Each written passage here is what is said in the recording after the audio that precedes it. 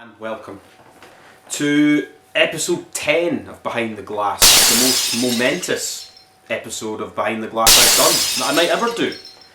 As a week or so ago I had the privilege and the honour of speaking to the Oracle, the King of the North, the good doctor, Leonardo Darwin, the leader of the British top team. See this beautiful fucking flag, signed by the good doctor himself and signed by the XPW fucking superstar Big Blue Nixon.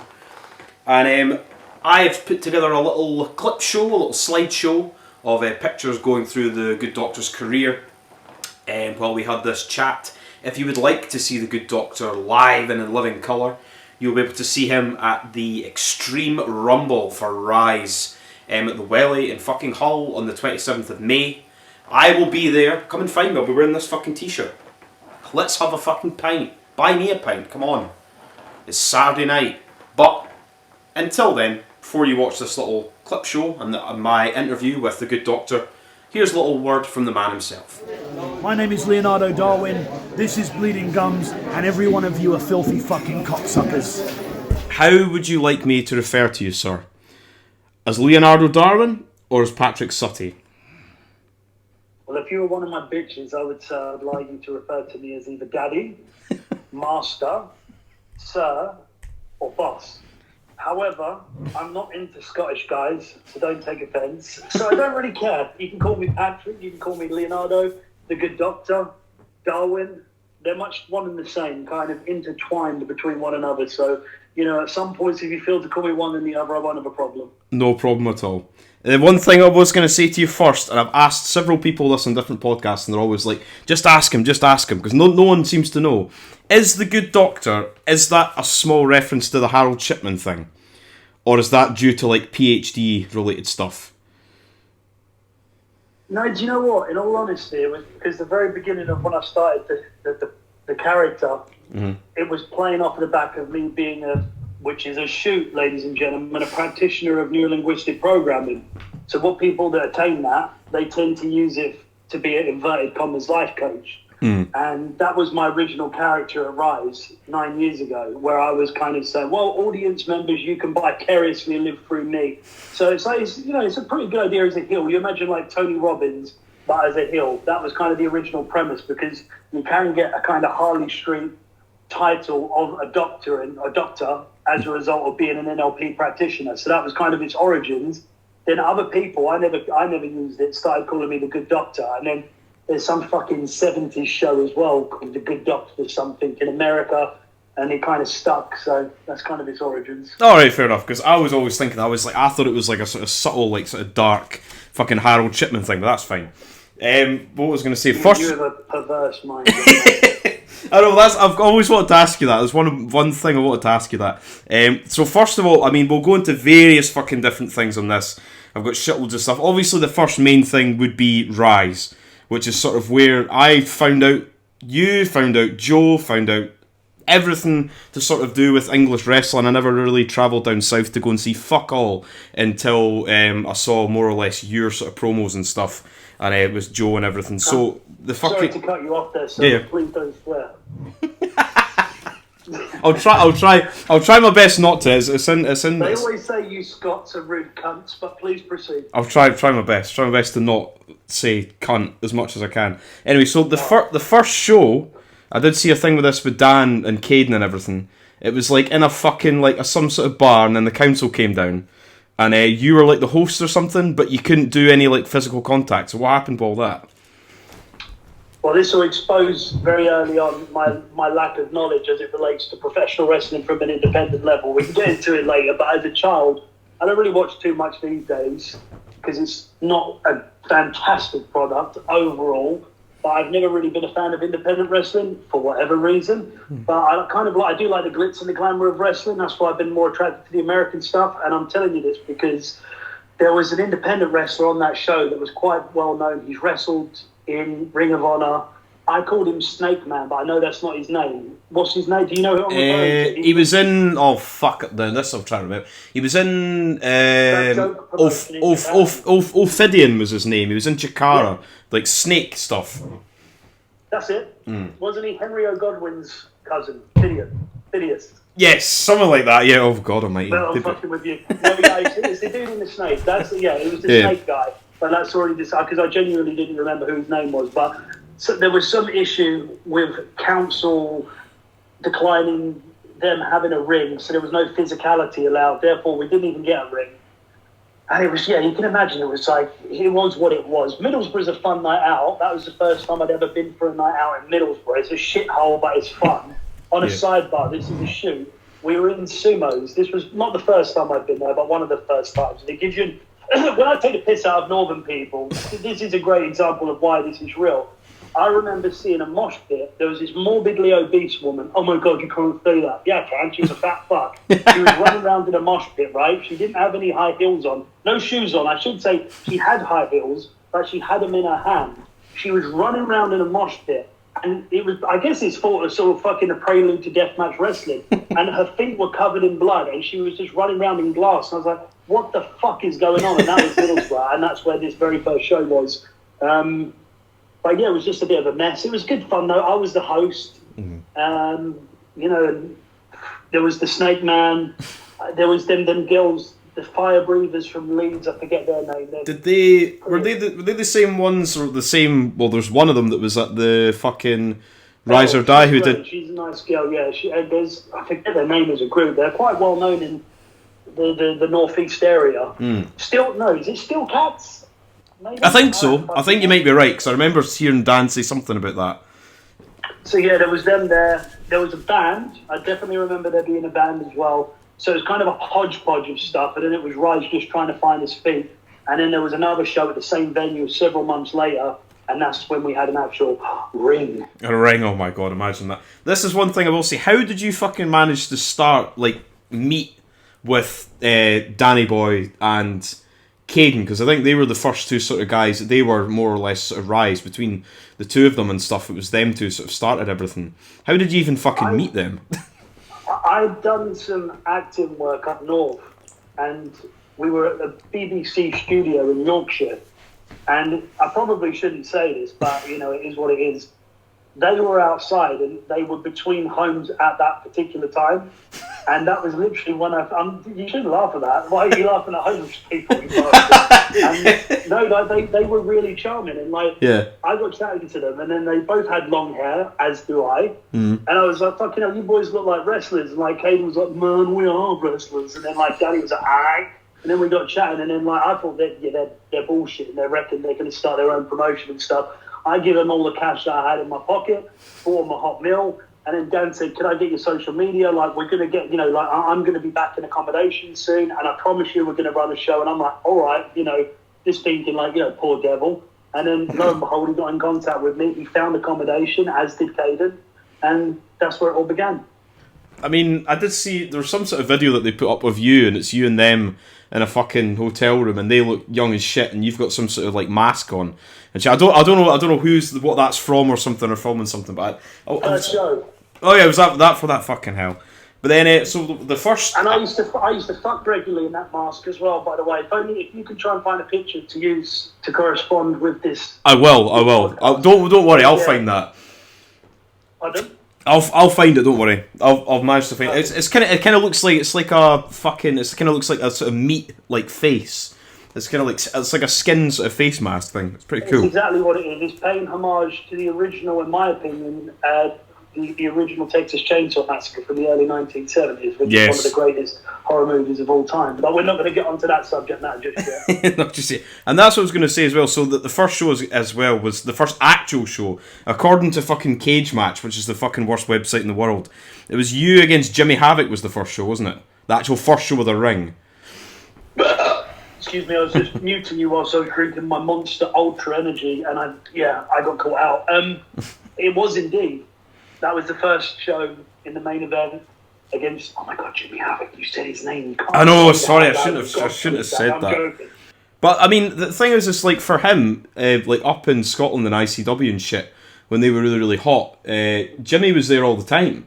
And you would think that he was fucking Scottish for the amount of times he was booked up here. But, obviously he was working down in England all the time. But yeah, you against Jimmy Havoc would be fucking interesting. I've never ever seen that match, but I'd love to actually go back and watch that. We wrestled a couple of times. The second time, I think he did have a bit of boo-boo face. He wasn't in the mood to wrestle. I do remember that. It wasn't a particularly fantastic venue, and he even said before he can't be asked to take his jacket off when we work. And that kind of gives you the investment the person has into the match. But that first match, it was in a better venue, and I think we actually had a good match. There was a lot of gimmicks we were using. It was like a kind of hardcore match. I remember there being a ladder and everything else. And there was actually a coffin. I remember doing a spot, like an Undertaker spot. That was quite cool. That sounds fucking awesome. I'll need to try and fucking find that, because I've read so much about like matches like Jimmy Havoc and shit down south. I've barely ever seen fuck all, because I saw him on ICW. Then the second show as well, we were against Jack Jester, who's obviously fucking huge. He's a big TV star up here all of a sudden somehow. Is he? Yeah, he's in a fucking BBC sitcom. I don't know what it is, but I think he's... Oh, it's what, the one with Grado? No, it's not. It's a different one. There's some other sort of like terrible fucking Scottish sitcom where Jack Jester's like some of the main characters' like boyfriend or something, and now he's sort of like advertised as a BBC, you know, big celebrity type thing. But fucking hell. I know. But like you wrestle, I quite like Jester though. He's pretty good. He still wrestles in ICW now. But what was your matches like with him? I liked him. I liked him as He was a good. It was like a good laugh. We went out, Big Joe, him, Davey Blaze. I've wrestled him a couple of times actually. I always enjoyed it against Jester. That match. Oh God Almighty! That was in this place where, as I say, where Jimmy at one point had a boo-boo face, and it was a bit of, it was a bit of a grim venue. It was kind of in an industrial estate, somewhere on the outskirts of the centre of Leeds, and it was kind of inside, kind of outside. It was super kind of alternative, but sometimes when you're teetering on the edge of alternative to derelict shithole, it's kind of that, but it was its early days. Rise was finding its feet. The footage looked quite good, but I wrestled Jester there for the first time.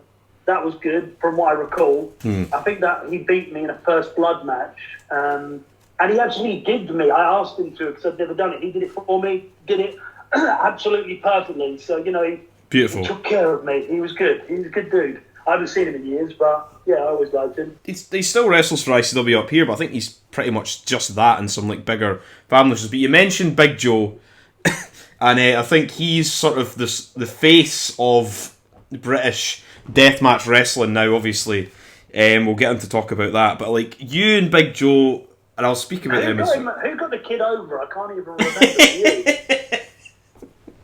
But there was the promos that I went back and watched, because obviously I only really got into Rise when I was, to be fair, only found out about it through Big Joe when he was at that Tournament of Death against Casanova, and I was like, what the fuck? I was like, Big Joe from fucking England. I was like, what the fuck's Rise? And then when I got into it, then found somebody like yourself and everything, I was like, holy shit, somebody who's a character and can fucking do like really, really good like funny promos and everything. But that stuff with you and him and all the shit in the wheelchair and everything was top fucking notch. Where did all that come from? Because I went back and watched that now, and it's fucking great. It's really, really good. Yeah, it was great fun to record that stuff. So the reason, what it was, why did I go in the wheelchair? I'm trying to remember the story after that. I think it actually was, as a result, that was what it was. What time of it? You must have a fucking story arc here, because it was after the Jack Chester match. He calls me to have this physical laceration that caused me to, in inverted commas, have several strokes backstage, which forced me to become, subjected to a wheelchair. Yeah. And then obviously he was my carer, and then that was how the whole origin of the Big Joe kind of, I don't know if the bouncer character came in from there. Like, I remember the first time he wore pants, because it's like, it'd be hilarious if when you come to the ring, wheel me in the wheelchair, and then you've got trousers, and I'll like take them off you, and I'll fold them up and look after for them, for you at ringside. So that was the origins of that. And then I said, because he's just a big jack guy, it'd be good for him to have the doorman gimmick as well. And then it kind of morphed into the pants. And prior to that, he was doing unpaid shows in Great Yarmouth, where he was coming to the ring with Avril Lavigne's Skater Boy, and he actually had a physical skateboard. What I've done for the guy is unbelievable. And I mean, he regularly credits me. He's, he private, of course, and he praises me, buys me gifts from America, so quite right as well. Definitely. I do remember you mentioning that when you went in the ring with Brett Semtex at that show, but the Skater Boy thing. I didn't know that until that time. I was like, Jesus Christ. He doesn't want people to know. But that's I don't want people to know. But that's the thing with Joe now. Like that, the thing with the pants and everything, and the shirt and everything. Like in theory, it's almost kind of like over the top and a bit ridiculous. But like it's very, very sort of like serious in a way now, because that's his gimmick. Like he sells all his. I've got some of his fucking bloody shirts and pants in the house. As much of a masochist I am, but like that's. I thought you had a girlfriend. What did you say? I thought you had a girlfriend. I do, but I keep these like in the spare room. You swing both ways. That's good. That's fine. It's 2023. Totally liberal. That's true. Because I know some of the people that I've seen. I've seen him advertise his pants on social media. I'm not even going to say much more. Oh, good God, let's just be honest, ladies and gentlemen. If you're going to buy bloody pants from someone, there's a high probability you're not necessarily just an advocate for the art of the subgenre of deathmatch wrestling. There may be a possibility you have a slight fetish as it relates to plump men that wear bloody pants. But that's just my opinion. I could be entirely wrong. I like the term plump. That's pretty. I mean, maybe. I was going to get them framed at some point, but they are now still in a bag, stinking of blood in the spare room. But yeah, I mean, like, fair enough. But like I do remember he mentioned to me one time that when they had been delivered, he sent them out to someone in America, and they said because of it going through the what do you call it, Federal Express, whatever they use for their postal services, it was travelling obviously from the United Kingdom on a plane to America. It had become subjected to so much heat, and then when they took it out of the packaging, it was like like they were warm. There was residue. There was like steam coming off of them, and that stench of copper. Oh, it's horrible. Joe to say thank you so much. And you wonder why I do promos as a heel saying that deathmatch wrestling encourages mental illness. I must be the weird one. Well, yeah, true. I mean, it's still something nice to have for the fucking collection of shite that's in the other room. But anyway, what else was I going to speak to you about? The other things as well was the RISE Rumble, or the various RISE. Have they all been at the fucking Brunel Social Club?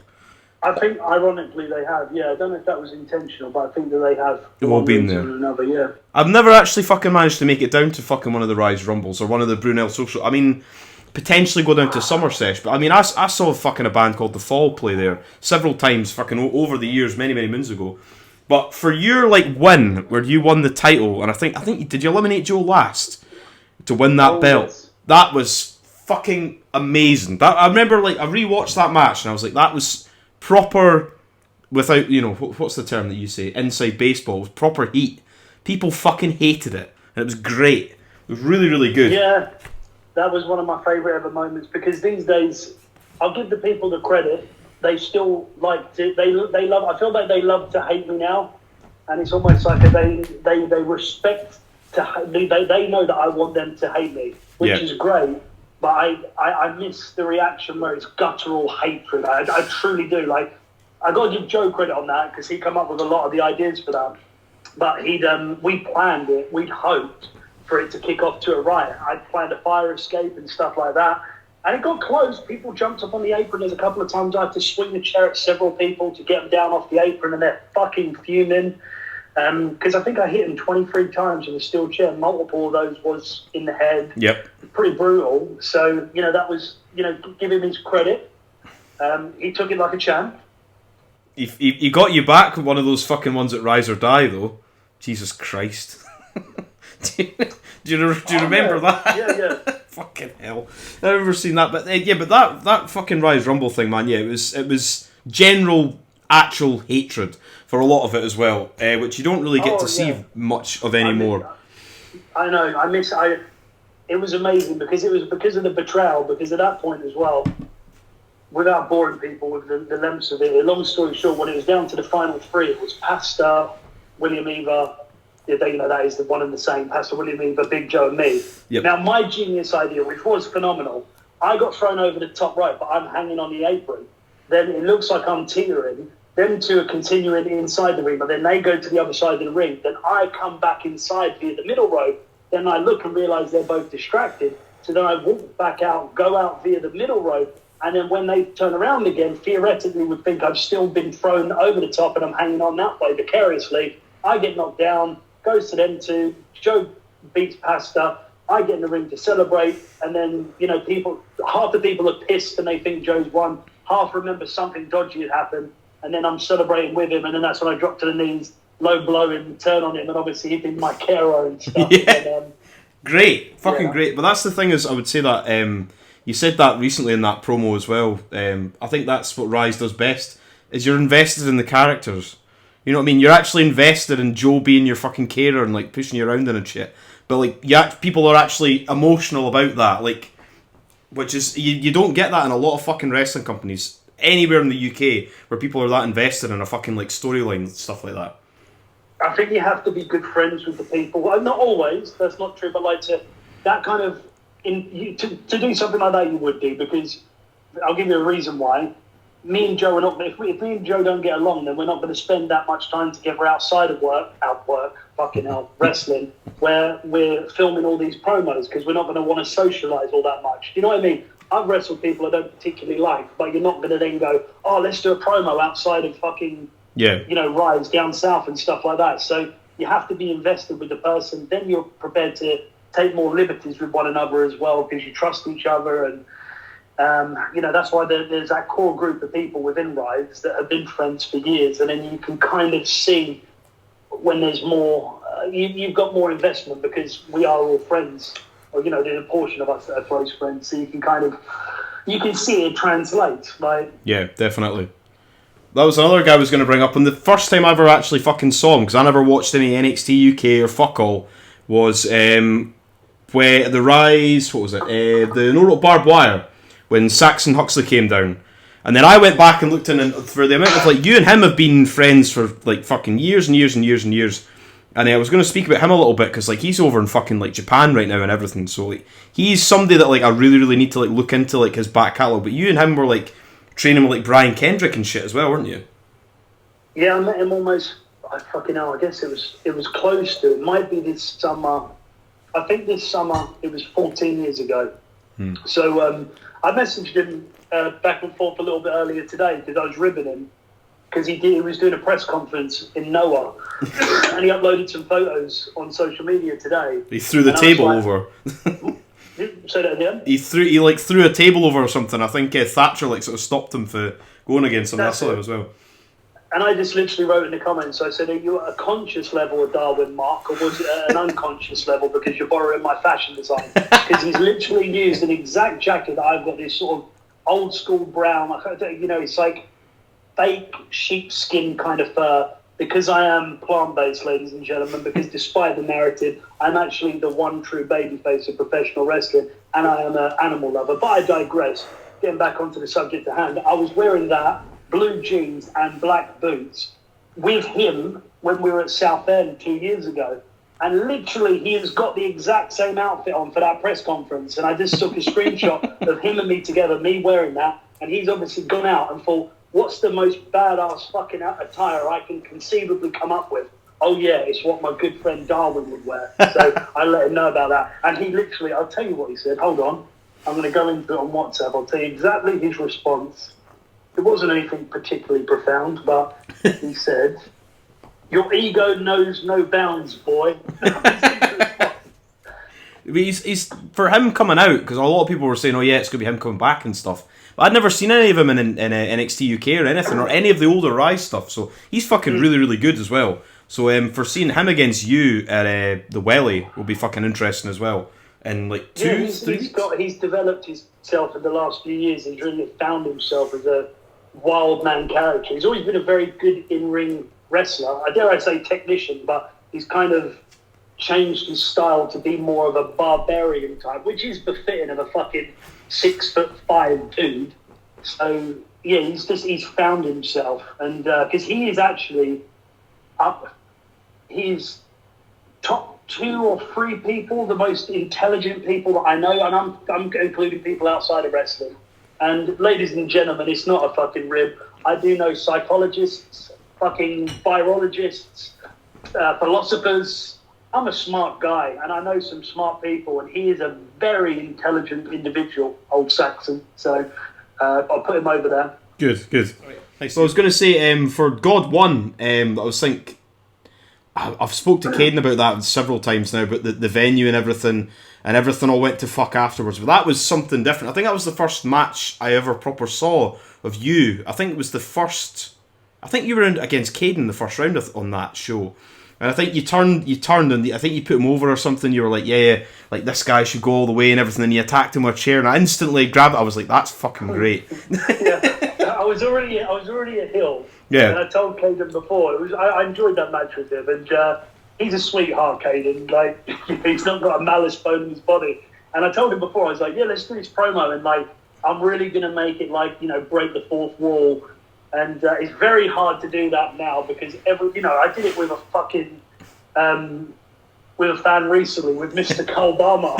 Like, I'm literally saying, like, for a shit, this gentleman suffers autism and everything else, and people still know I'm going to turn on him. So, like, how the fuck to do it these days? It's impossible. But back then, they might have been a little more naive, and I really put Caden over and whatever else. And then I kick him in the balls, I think, after. Yep. And then, like, he said to me backstage, he's like, those words were still real to me, man.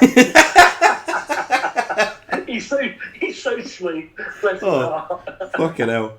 But then, what was I going to say? The other thing before I was going to move into the British top team, I'll go on to speak to them several times because that's been one of my favourite things in wrestling. I mean, for the initial start of that, Wagner, how the fuck did that all come about with him being your father and whatnot?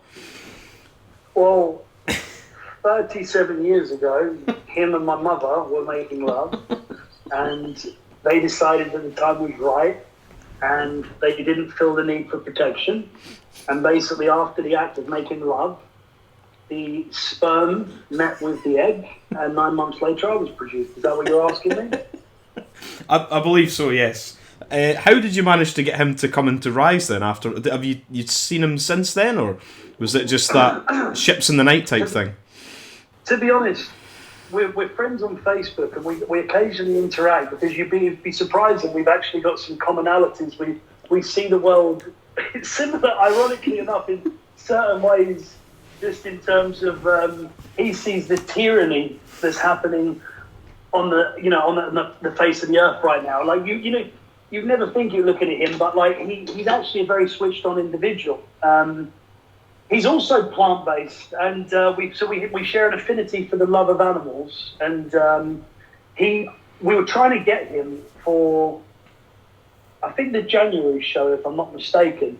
But he now owns, this is a fucking shoot, you're getting breaking news here, he owns a hair transplant clinic in Brazil, and he's working full-time out there at the moment. When I was dealing with him before, he was living in Birmingham, so a little bit of a change. Good for him. I mean, he does those like those fucking, what are they called, like cameo things or whatever. You'll get people like pissed up to get like their mates to get them to say like happy birthday and everything. Even just doing that, he'd make a fucking killing just for being on. I can't remember what he was on, the X Factor or something. But like for these little things, for making money off of that, like fair play to him. And if he's got his own business in Brazil, good for him. He was doing, before he went to Brazil, you'd rent him out for however much, $1,000 a day or whatever, and people would have him at weddings because it just would pop people, wouldn't it? Because a lot of people do know who he is. Like when me and Joe met him from the train station, we were at Leeds Station on the night of the show. We were like, yeah, we'll meet you at the station, and like we had him on loudspeaker before, and he was like, yes, just so you know, I will be recognised by people. And like me and Joe look at each other and like roll our eyes. We're like, okay, like fucking 7 years ago in the fucking quarterfinals of X Factor, sure, everyone in Leeds on a Sunday night is going to fucking recognise you. Lo and behold, we got there, and I slept with like multiple people, everyone that walked past you, oh, I got his Wagner, honestly, in the station, it's fucking hilarious. And then we left out, it was all so surreal. Then I think Joe was in his pants. I know I was already in my gear with a hoodie, and there was like a bunch of filthy Northern Rude boys that were outside, and they were shouting. There's like Wagner with his hood up, me and my spandex and my fucking knee pads and stuff, and Big Joe in his pants, and we're rushing to get to the Brunel and stuff. So that was interesting. That's fucking awesome. Then it was the British top team. For my money, probably the best sort of stable in wrestling in the UK or in the world at the minute. Obviously, been a big fucking mark for all you guys for since you started, I mean, I remember that first show, that was another point where I did think there was proper fucking heat. Because there was people wanting to storm the ring and throwing shit in the ring and everything at you, Lou, and Brett Semtex. And I was like, why the fuck would anybody want to do that? You'd kick the fucking shit out of them. But how did all that come about for yourself and Lou and Brett? Because it just works. It's a very, very good dynamic with the three of you guys. But how did all that come about? Oh, fucking hell. As we'd say, when we're stumped to think of an answer quickly, we always go, that's a good question, I'm glad you asked. We're trying to figure out the origins of it. We're just trying to think how it began. I know it began initially with me and Brett, but the idea was to do something with Lou. Because I'd said to him about being heel, because obviously the Outlaws were all baby faces, and it really makes sense having that dynamic of a heel in there as well. And Lou's very likeable as a person, but I think, I don't know, I kind of like him more as a heel. I think he's got such an attitude, and like, you know, he can look like an horrible bastard. Like, I would prefer to hate him. Yeah. Especially if you're there with your missus. You see that fucking cucumber in his trousers. You know, he could satisfy an orchid wow. Like, you'd be like, well, fucking hell, this is reasons to dislike the guy. So, Brett and me initially did something where he was kind of my minder, but then we were like, right, we'll move forward, and then we will have the idea of this group together, and it will be on the premise of us all having a background in some way, shape or form in sort of martial arts. Brett, two-weight K1 champion. Lou, obviously, to this day, up until recently, he's still doing, you know, he's been doing competitive boxing matches, done jiu-jitsu since he was like fucking 6. Myself, up until years ago, I did kickboxing, got a black belt. Did actually, for a shoot, sustain a blunt eye injury. I was in a street fight. Someone hit me in the eye with a knuckle duster, and they hit me in the head afterwards. And I was then told to never do anything. Like, they told me, basically, the doctors, this is, I had to go to an eye specialist for 5 years. If you get hit in the eye again, that could completely fuck you. And I, as luck would have it, bad luck, I got hit in my good eye, because my entire life I've already worn worn glasses. So I was a little bit paranoid initially. As time goes on, your eye gets tested a bit. Obviously, it gets tested in professional wrestling, but there is an element there where you can kind of control, to a degree, being smacked in the eye. But I have had multiple black eyes from wrestling. I've had multiple black eyes from street fights. Honestly, first weekend of being in Latvia, presenting Deal or No Deal, black eye, out with Big Joe, black eye, like just, you know, and I'm like, my eye's fine. It always seems to be that fucking same eye that I get hit in. Yeah. But my eye's okay. But long story short, convoluted story, I can never say it very quickly. We've all got a legitimate background, and I think we've all got a different element to bring to the table. So yeah, I think it does work. It's just we want to be able to do it more. Like, that's the one thing this year. I wish RISE was, if they had more shows, we could be doing more of a story development with the BTT. Obviously, it's been unfortunate with bullshit for the bank holiday one, but yeah, like, cause I feel like we definitely have something there, and it's then trying to like make it last for several months to another show. But at least, you know, we've got, for example, CXW, the BTT are coming there, Braintree in Essex in June 3rd, if I'm not mistaken. So maybe 2nd, either or. But then obviously we've got stuff coming up with RISE. So yeah, I think it's a good dynamic, the three of us. Them two are both obviously very, very talented guys. I wouldn't want to do something if I didn't think they were good. Like, they've both got a lot to bring. Lou's obviously doing incredibly well. He's all over America at the moment. Yeah, definitely. For himself. You know more about him than I do with regards to deathmatch specifically. Mm-hmm. But he doesn't need death matches. He can do them better than most people. But that's what makes him and Big Joe very good, I feel, is that they don't have to. If you want to go out and have a regular match, they can both. And I'm not saying some of them can as well, but them two boys don't need to do that. They choose to. I'm not saying RISE people, but in general, you see some deathmatch people, you're like, you can't mutilate yourselves. Go and have a 25-minute match. Evoke sympathy from just having a match. They wouldn't know how. Like, me not pick up light tubes. Like, they don't know what to do. So them two boys are both superb. And then Brett is a fucking stud. He's like so legit. Two-way K1 champion. Fucking 6'3" brick shit house. He went. Handsome son of a bitch. Oh, he is a very, very handsome man. I remember that fucking no rope barbed wire thing. He went through that fucking table that Carl Barmer brought. That's fucking sick cunt. Yeah, I remember that. Yeah. I imagine what goes on in your mind if you're sat at home putting that instrument of destruction together. And I helped Brett out of that table and took some barbed wire out of his back. And Jesus Christ, I'm not a large man, I'm just a small pale cunt from Scotland. And just try to pick him up, I was like, Jesus fucking Christ, he is, he's like a brick shithouse, he's huge. I was like, fuck me.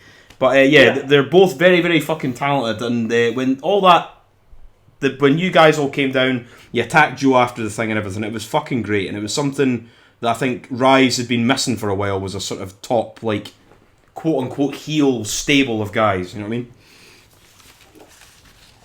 Did you take a tumble? No, it's alright.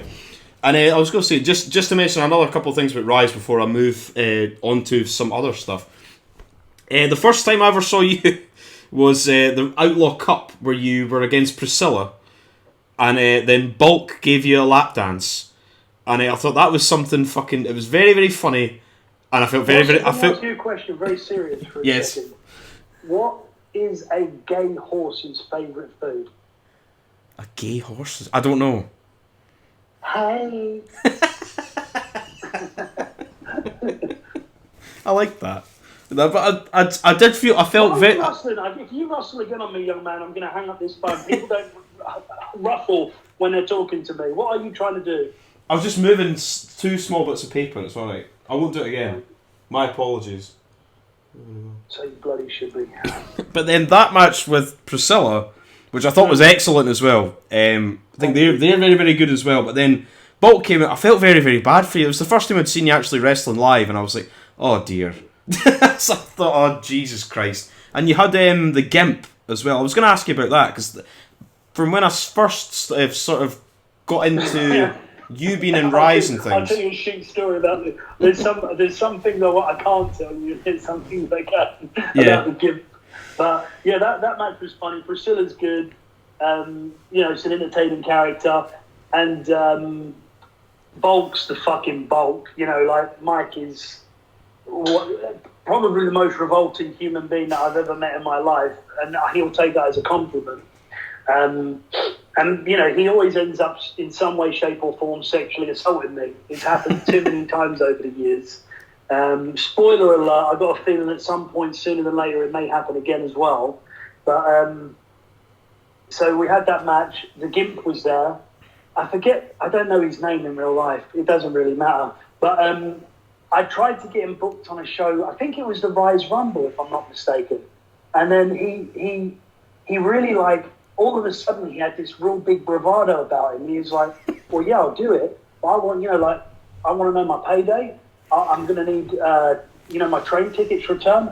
Going to need my hotel. And it's like, he's playing the role of the Gimp. And I went, all right, Rick fucking Flair, don't worry about it. And that was the last that we've used the Gimp. But it was funny because all of a sudden he was really fucking cocksure. Like, normally the Gimp was a perfectly befitting character of the person.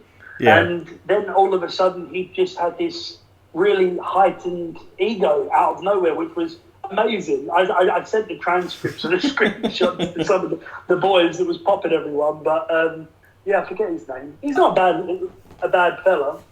But I mean, in theory, could you not really just have? I mean, not anyone, but like, could you not have somebody in sort of relative same stature and that just do the same thing and be another Gimp? Or would it have to be the Gimp? Crackheads they're not as easy to find as you might think.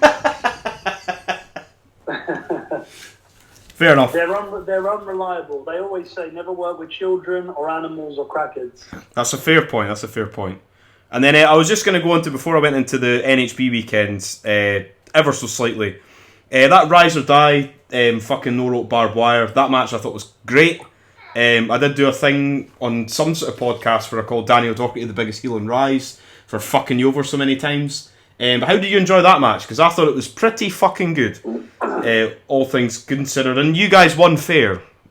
No run-ins, no nothing. You guys won fair. No, fucking hell. To be honest with you, I'm not going to bullshit. I didn't like it, but that's just I'm not the biggest deathmatch fan. I'm not. Like, that's just me personally. There are some of those matches that I've had that I've enjoyed, but there were certain things that I didn't feel I didn't like my performance in it. It was just one of those things. Did it get to where we needed to go at the end? Yeah, absolutely. There's some funny stuff I could tell you about it that I'm not going to say on this fucking podcast about it. But there's some other, but like there was some elements that didn't make me feel enthralled about it. However, it got to where it needed to go at the end because, like for me personally, I preferred my fucking promo to the performance in the ring. You know, where I fired Dan, he spat on me, I got the security to throw him out, then Saxon come out. I enjoyed the story, and then leading up to the Rise Rumble, which was earlier in the year, that for me, that was my favourite show since COVID and the show's restarted, because I thought the story arc was brilliant on that show from start to finish in the Brunel. And it was like electric atmosphere. But it was just a bit of a... there's none of them, but I'm not faulting any of the boys in it. Like, they all did fine. It was really just me. There were some elements I didn't... I thought I was going to get... I genuinely thought I was going to get cheered. I was saying to the boys backstage, like, I've got a feeling they're going to cheer me. Because if you remember, it was like, we went shoot with the promos before, where I was saying about being offered the NXT UK thing, turned it down because it was such shit money. And the only thing I would say is as well was like that promo afterwards he's cut as well, when you're like saying you're fired and he spat in your face and everything. It was fantastic. I do remember you put like they had fucking YMCA come on. I was dancing in the crowd. I had a BTT Shirt on, and fucking Brett had like a little unicorn thing on his head, and just like his reaction to that was fucking funny because you could see he wanted no part of that whatsoever. That was pretty good. Well, that was the intention of having Brett completely no-sell it. Lou gets into it, and that kind of is a good dynamic that we got with the three of us. Like, Lou gets involved with the shenanigans, chicanery, but Brett never has any part of it. That is a good dynamic of the three of us. You know, the one thing I'll say with that match, I was confident because of the promo that I did. People would actually believe that may have been my last match. Therefore, they would have perhaps cheered me. And I was thinking I was legit going to get a babyface reaction. And then, of course, they absolutely hated me, which was phenomenal. And that was great. But it was to the point where I was adamant. I was like, I want to do a fucking Hulk up spot. If you remember I forgot about that. I forgot about that. Oh, the leg drop. Oh, yeah. That was funny. That was good. Right. That's something to say to people. If you go back, if you want to watch...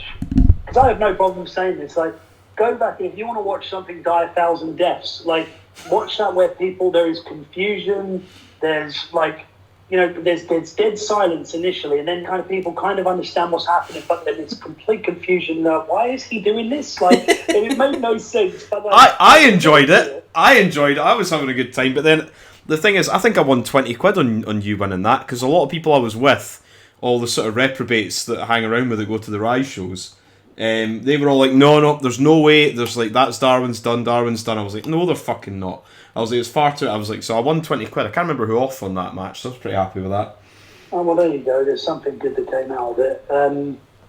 It was. I don't. There's been multiple times. Joe laughs about this with myself because he said sometimes I'll do I'm like Vince Russo. Like, there's some stuff really works, but my philosophy is in life with many things. Throwing shit, enough of it at the wall. Some of it will stick, some works, some doesn't. And there are times I will do certain things with wrestling and it doesn't particularly resonate.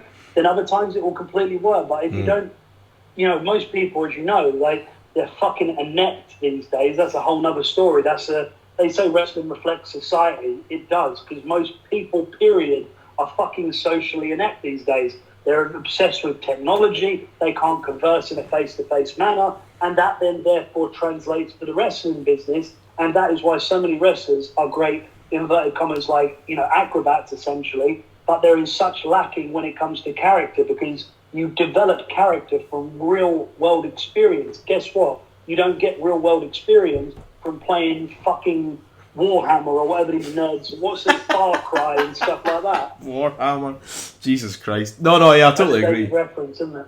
I know people still play Warhammer, but they're probably the same people, like neckbeards and whatnot. all that sort of shit. That's a new term, isn't it? Neckbeards. I've been hearing a lot more of that recently. Neckbeards. Neckbeards, which I do quite like. What's good? Just before I move on from some of the RISE stuff, I was just going to quickly. Did you enjoy that no ring kebab shop stuff? Because I was like, Jesus I Christ. fucking loved it. Yeah, I was going to ask you about that. Now that was tremendous. Now there you go. There's an example. I'm not constantly shitting on death matches because sometimes it can. But with me and Big Joe, I mean, it's totally befitting of me and Big Joe. We've had the rivalry that span fucking 6-7 years. But that's, you know, that's getting into the psychology of this stuff. That's why sometimes I'm like, an entire show where every match is dedicated to death matches and there's no rivalry. For me, that doesn't make sense. You have to have, you know, a couple of them say, and that is where there's been a story up and that is the conclusion of the match. It makes more sense then. So me and Big Joe makes total sense. We've had a fucking rivalry for years. And, yeah, when we were there, it was no ring, great. And me and him were both like, do you know what? Fucking, we're both in one of them moods. Like, I was knackered, so was he. We've both been working, and we're like, fuck it, like, you know, we won't kill ourselves. Within 2 minutes, I jumped off the stage. He'd busted me open from my ear, and I was pissing with blood, but it was perfect. Then I got the fucking tubes, headbutted him. He pissing with blood. And we didn't gig. That was all from the first couple of minutes. And then we really got into it. And the stars aligned. Like when he threw me outside and then the fucking police wagon drives by. That's the one thing I was going to mention. Like when Joe's standing there, seeing the video and he's like, no, he's like, everybody just fucking stop. Just stop for like 2 minutes so the fucking pigs don't come over and shit. That's great, man. It's really good. Speaking of pigs, though, if you watch the fucking finish of that match, when that fucking bastard doesn't want to hurt his little knees, so he doesn't give a regular tombstone, he gives me basically a 6'5" running power slam like the British Bulldog on the fucking concrete of the kebab. You just hear the sound go out of me. He gives me a fucking power slam on the fucking kebab shop floor. But yeah, that was great fun. I thoroughly enjoyed that match. That was hilarious. It was great shit. I mean, apart from I felt bad for your eyes with the sauce and all that shit. I was like, oh Jesus Christ, be a pain in the arse to try and get all that off as well. Fuck that. Well, yeah, I popped in there before because I didn't, because you don't know, but people like that. I've got some people near me that work in kebabs, and like I've seen them brandishing the fucking knives that they used to cut the donors and stuff, like when they've lost their shit at drunks and stuff. So you have, it's good to check these things in advance. So these are the little things like that. Is most people wouldn't bother. They're just fuck it. But like I do bother with little things like that. Went in there, had a discussion, said we'll promote you on social media. Should do well. It got, I don't know, whatever, fucking 8,000-9,000 views. Did all right, but like it showed his kebab house in Hull. It's free publicity for him. Yeah, exactly. He was super enthusiastic to do it, and it just those little things. It just makes a difference, in my opinion. Definitely, man. And then just before I move at the RISE stuff, the last shows that I was up with you, I think the last time I got a picture with you, I was very, very drunk on the Sunday. The NHB weekend, which I did think was good, aside from the issues that have happened, maybe go on to speak about that. But then yourself against Carl Barmer, which was a travesty of justice, I would say, for that cunt Dan coming out. But yeah, how was that for yourself? Because that was one of the matches, aside from obviously Iceman and Jack, that had actual storyline build. It's like you're saying, it had storyline, it had like a payoff and everything. And how was your match with Carl? Well, those of you that haven't, you're not privy to who Carl Barmer is, do your due diligence, go on social media, have a look. This motherfucker's not I'd say he's not trained in a day in his life in a wrestling ring. He's not trained in his life for a day doing anything, period, other than buffets. But, yeah, I got a match out of him. So I was pretty happy with that, all things considered. Yes, it was very basic, but got to say he did his job very well. It did tell a story. The marble spot got over with the boys in the back big time. I love that. That was great. I didn't expect that. I didn't expect the marble. I was like, oh my, that was really, really good. That was like the highlight of the whole thing, I think. Obama's bag.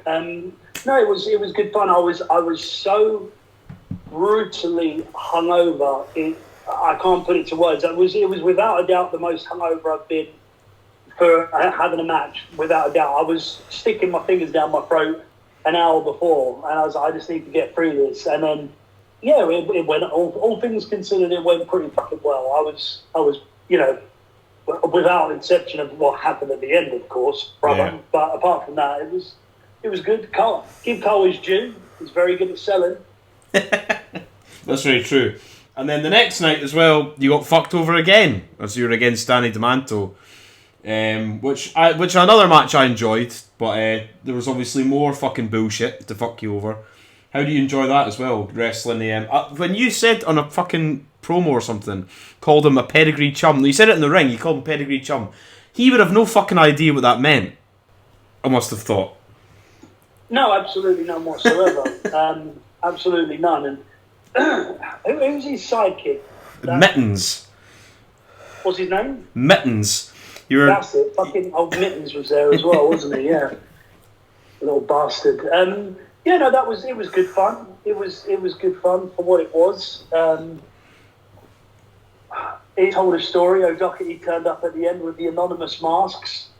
Yes. Which, I think that created a good visual. That was interesting. Everyone in the audience, you know, Bob one or two. I appreciate you was one of them. I didn't. I refused point blank. I was like, am I fuck taking any part in that? But I think Exactly. I think by that point I was a little bit hammered. But I was like, I'll not be doing that. Fuck that. But no, yeah, it was a cool visual for like the cameras and everything. Definitely.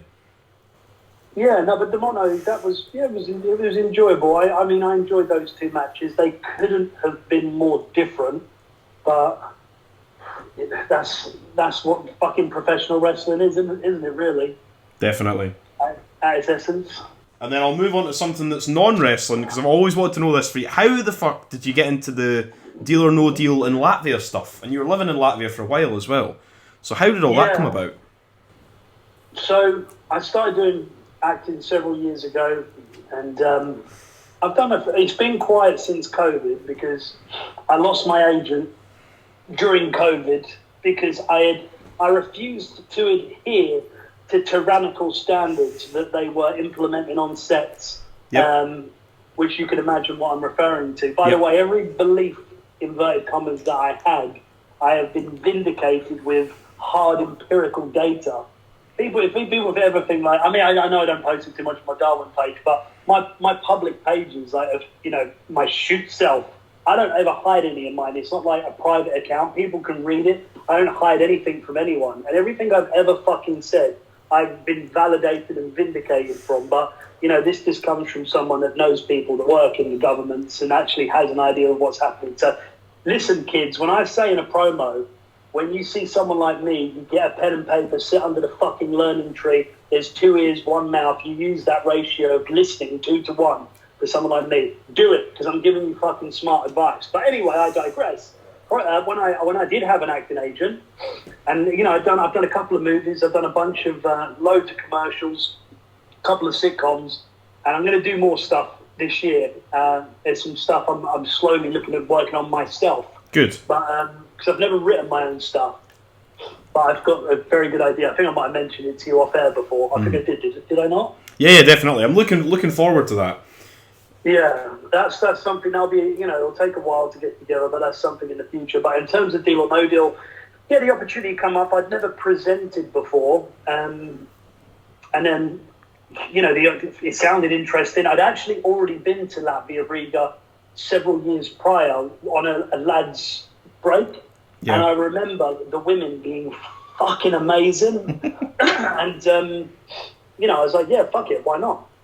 And I remember I went out a couple of days after I'd wrestled Don Black at the Brunel, actually, for RISE. It was the Point of the Sign show. And then a couple of days later, I went out to Latvia from there. And then went out there and presented that for a period of time. That was tremendous fun. There's videos I've still not even fucking released them. I've got to do it, but I've got like highlights of me. I've got like my most, what you could call, comedic moments. And Evolution Gaming is the company I work for. They employ 6,000 people in Latvia. It's the biggest company that's in Latvia, period. It's a very small country, 1.7 million people. And when they have new stars and their presenters, they will show them clips. And they have several. I know people that still work there. They show several clips of me when performing, and they say these are things you never do. These are things you never say, and that's the truth. I've seen a few clips where it's you're doing like the boxes and shit, and then like you're taking the piss out of Dan and everything. It's fucking funny stuff as well. But like in general, for like a sort of how many shows do you have to do like per day? It was like it looked like it would be like a heavy like day's worth of stuff. It was all like how would you film them? Yeah, they were shorter, so people have to qualify to play. It was worldwide distribution, but people are playing online, but they have to qualify to play in the first place. So they have to go through a couple of stages. And then we had these buttons where if people had just lost a colossal amount, I should not be saying this, but I don't give a fuck. If like people had lost because like it's an immoral industry. Like there's something I would not participate in something that I deem is really immoral. Like as again, I am a massive animal lover. I'm not going to do anything that is going to hurt an animal. I shouldn't say that because it makes me sound too much of a babyface, but as I've said in a previous promo, the world is an inversion. Yes. I am the greatest babyface that's ever lived, but I digress. I wouldn't involve myself with something that causes harm to animals. But like, if people are stupid enough to bet, I don't care. That's your decision. You know what I mean? There's far worse vices. So people want to spunk their money up the wall betting on fucking stupid Deal or No Deal. Have at it. But there was a button that you need to press if you think that they've just said something where that they could cause harm to themselves or somebody like they're like, I just lost my mortgage. That's it. I'm gonna Oh, really? Fucking hell. Oh, yeah. And like, but the thing is, then what you were meant to do is if then they very regularly would start getting abusive because I had fucking 4 50-inch monitors in front of me and I could be interacting with them, talking live, and their chats in front of me. And then they used to say, there was a counselling class there. This is a shoot. There's a counselling class there for people learning to live with the abuse from the people that lose money. Now, me, again, the distinction between Darwin and Patrick is very thin. Yes. There's a couple of differences, but they're essentially the same in many capacities. But I'm not going to take shit like that. So I would rip them apart and tear them new arseholes in response. Now, I couldn't swear. I had to be savvy with what I was saying, but I could still do it in such a way. Like I would say something like with a big old smile on my face, and I would get their blood boiling. I used to get loads of complaints, and I had people get death threats to me. They said, I hope you get home and your family, your children are dead. Well, I don't have children anyway, dipshit, but I had that. That was a regular thing. Like they said it to a lot of people. They said it to a lot of the hosts. They become really nasty, which again is like, it's conducive with that type of person that's going to go online and lose. I'm not judging everyone that bets, but like, be a man. Like, if you've lost the money, then you've lost the money. Don't take it out on the fucking host, you fucking It's idiot. your choice to take out the money. It's your choice to put the bet on. How the fuck's it your fault? Yeah, that's fucking ridiculous, man. That's mental. Yeah. Fucking Yeah, that was crazy. It was a fantastic experience. And I said, there's the best. I can honestly say the best women in the world are Latvian, from my experience. Beautiful. Lived in a few different countries. Oh God, yeah, Eastern Europe. They're stunning. They all come from farmers. They all descend from farmers. They're all slim, beautiful, healthy people. Oh, phenomenal, wonderful. I was living in a penthouse out there. It was just heaven on earth. I was opposite a casino. It was great. I could have gone back out there. When would have it been? Last year, to a different company, but doing a very similar thing. Still in Riga in Latvia, but for the time being, I felt it would have been a kind of step, not almost backwards, but just kind of doing what I've already done. So unless I'm moving forward, I'd rather for the time. It's debauchery. If I go there, it's debauchery, 100%. So which sounds fun in itself, though. It sounds fun in itself, though. Which it is, if anyone ever's seen me at a fucking RISE show, who's the one that's always out with the beers after and out on the piss till 6 in the morning? It's me, always has been. That's my vice. I do enjoy going out and having a social drink, but my God, it was it was intense out there for sure. The next thing I was going to bring up as well is, you've mentioned it a couple of times, is the commodities broker stuff. How did you fucking get into all that as well? Because you've said that to me a couple of times. It sounds very, very fucking interesting. How did you get into all that? So, in my earlier days, I'd always worked in sales to some capacity. A pretty decent standard. And as you can imagine, gift and a gab, as they say. And I had a friend that was doing it. And it was working in alternative investment market, SWAG being the acronym, silver, wine, art, gold, alternative forms of investment. And I got an opportunity to go and work with him. And I did that for several years. And it was a phenomenal experience because I encountered multiple things. I encountered, for those that don't know, which probably, let's face it, most won't, cognitive dissonance is a state where a collective or an individual is suffering where they know at some level there is a lie being perpetrated, but they choose to live in the lie because it makes life more convenient. Let's say, for example, I'm not going to give an example, but let's imagine over the last couple of years, a government was incredibly tyrannical and they were implementing measurements that were clearly not to benefit the people. But people, you remember when we come out of lockdown, people actually were signing petitions to go back into lockdown. That's cognitive dissonance at its peak. And when I was working as a broker, I got an example of cognitive dissonance because what we were doing it wasn't the best form of investment for people. And I always knew it. And I always called it out as like, this isn't really a good investment for the person who's actually making the investment. And they were all like, no. And I always remember my boss, he said, like, you guys are literally like doctors and nurses because you're saving people's lives.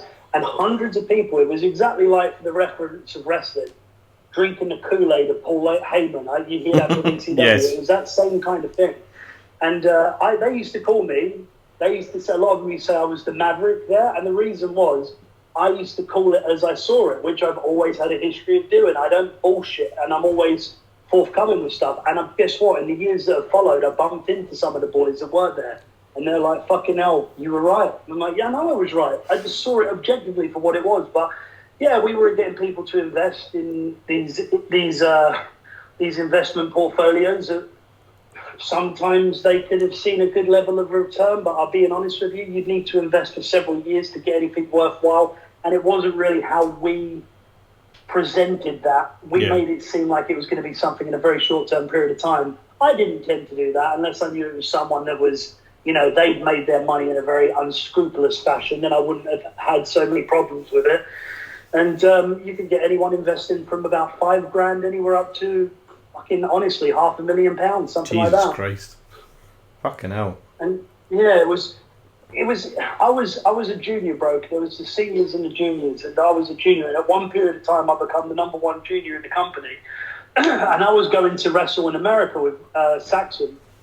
And then also I was doing an acting course I was having to leave for. And the day I left, they said, if you don't leave, you can be a closer, which is a senior broker.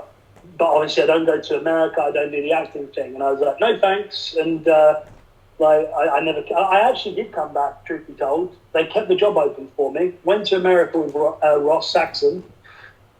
Came back, I'd experienced that life, done some acting stuff, come back, and because it can be very good pay, but you have to really dedicate your life to it to do it well. And I was there one day and I was like, fuck this, I can't handle it, and I quit. And that was the last day I ever did that.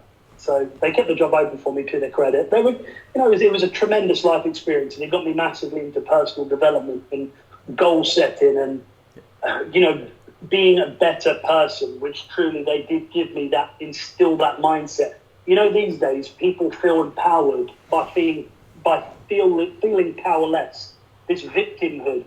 The only reason that people, you know, the governments like people to feel powerless is because when they're powerless, they're weak. They're not going to be a problem. Like, if everyone has fucking goals and is ambitious and questions the narrative, then they're in trouble. But, you know, it's much easier to control people in a state of fear. So it's all right. It's a strange journey I've been on, but it's kind of got me to where I am today from all of these experiences over the last sort of decade and a half. That's fucking awesome, though. Because it's like life experience that sort of taught you exactly where you are now. And you're in a completely better headspace for everything. Oh, it's brilliant, man. Very good. I can honestly say, like, I won't, you know, well, I don't even care. Like, I am very into, like, sort of all things esotericism, spirituality, And when I look back at some of these paths that I've been on to lead me where I am to who I am today, it's crazy. Like some of the you know, I know when I hear dumb wrestlers, like American dumb wrestlers, try to be profound, I hear the word they always say is, it's very serendipitous. I'm not going to use that word, but for a lack of a better word, that's a good description of sometimes when I look at certain elements of my life that's led me to like being the person that I am today, kind of thing. Yeah, that's good. It's serendipitous. I like the way you said that word. You're speaking about acting as well. How did you get into that? Because me and you spoke about things like that and like your inspirations for acting and things like that. Because I always find that's very, very interesting. It's same for me with like wrestling and acting and stand-up. They're all very, very different things, but they're all kind of similar in a way. They're all sort of industries. They're all sort of based off like your own sort of like talent and everything. So how did you manage to get into like acting and films and like TV and things like that? So originally, I only wanted to do acting to be better for professional wrestling. So I thought, well, I want to be a better promo. It's so funny when I think of when me and Saxon went out to America, we wrestled several months out there. We were being trained by Kendrick, and I think we wrestled for 8 different promotions. Yeah. To think of the person I was as a performer then, I never once asked for the microphone. Now, I will not even fucking do it. You know, I don't care where I am. I wrestled on Saturday. First thing is, I went, let me come out. I always come out first. And unless I'm the champion, then I'm like, I have to come out first, cut a promo. Because obviously you don't want the wrestler to be stood in the ring with their dick in their hand whilst you're just burying them. Yeah. But always assume nobody knows who you are. And then just get that fucking heat. And it just sets you apart. But even back then, I didn't even have that confidence. I knew inherently I'd be good at promos, but I didn't. That took time to develop. I even went to like public speaking courses and stuff, which was more the personal development route because of that investment sphere, because you need to be personable in front of high net worth individuals and stuff like that. But originally I got into acting for wrestling, but then when I actually started to act, I was like, oh, this is something different entirely, but it's really enjoyable, and I thoroughly enjoy both of them. It's completely different, but I genuinely really I enjoy acting as well. And like when I'm doing comedy, that's when I feel that I'm probably in my element the most. So that was kind of how I originally got into it. And then I got taught all different practices. The first one that I did an actual course on that was kind of full-time for a period of time was method acting. And that was eye-opening. I remember because they were allowing students that were returning and people that were new. I was one of the new ones. And he was like, by show of hands, who here is ongoing in getting therapy? And I'm not even knocking people that have therapy. I'm not saying it in this regard. And about 65% of the class raised their hands. And they were all the students that had been doing method acting for years.